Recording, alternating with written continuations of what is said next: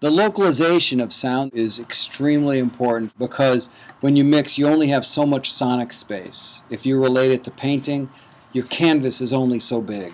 And if you crowd it too much, it distorts the picture.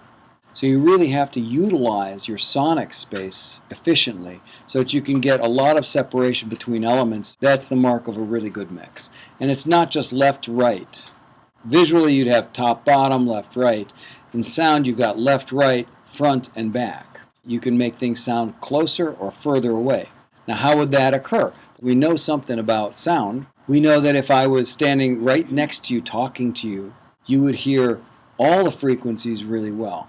If I was 100 feet away talking to you, you would hear less high end and you'd hear it quieter.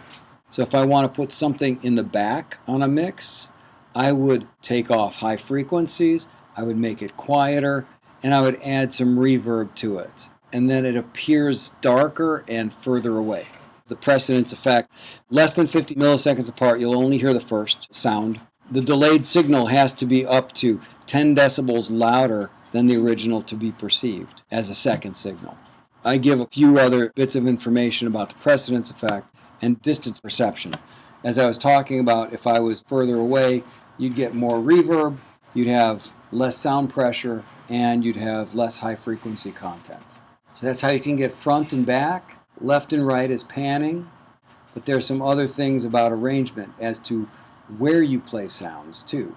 Well, if you're playing piano, if you're down in first position, first inversion, second inversion, third inversion, you've got different sonic characters, different frequency responses on all of those, even though you're playing the same chord. So how a musician plays their parts really matters in terms of the arrangement and how the sounds fit together.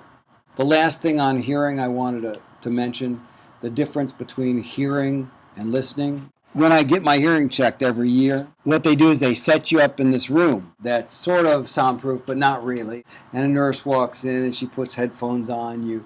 And then she gives you a test where she puts a signal into one ear, then the other ear, different levels, different frequencies, and she sort of charts out what your ear is, which ear has better frequency response than the other, and so on and so forth. A few years ago, I sat down and I went to get my hearing checked, and I sat down in the room, and she gave me the headphones, and she goes, okay, press the button. They give you a button to press when you hear the sound. So I heard a sound, I pressed the button. She goes, wait, I haven't started the test yet. I'm like, oh, okay, sorry, I was early, thought I heard something. Then she's like, press it when you hear something. So, okay, I hear something, I press the button. She's, I haven't even given you a signal yet. How come you're pressing the button? I'm like, because I hear a sound. You said press the button when I hear a sound. She goes, I don't understand. So I took off the headphones. I go, wait a minute, follow me. I walk out the door, walk down to the hallway, down to the office, down at the end of the hallway. They had a fax machine that was beeping. I said, that's what I was hearing. She goes, okay, the test is over. So my point to that story is that if you focus on what you're trying to hear, you really hear things that you wouldn't normally notice. And when you're mixing music, you're really focusing in on different elements, or when you're making music. The object, though, is most of your listeners are not paying attention to what you're hearing. Most of them don't even notice that there's music playing. They might hear a lyric, they might hear a drum beat. They don't really focus in like you do because you're creating it, listening to every little sound element and making it perfect. Nobody perceives it that way except the creator. So the object is to step back and understand how other people are hearing what you're doing. Spend some time really listening. Listen to one piece of music and then listen to it over and listen to it over and focus on different elements and realize what they're really doing where you might not have actually heard it before. So when you really focus your hearing, you can hear things amazingly.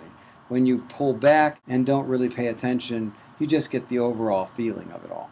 That's what your real listeners are hearing, not every detail.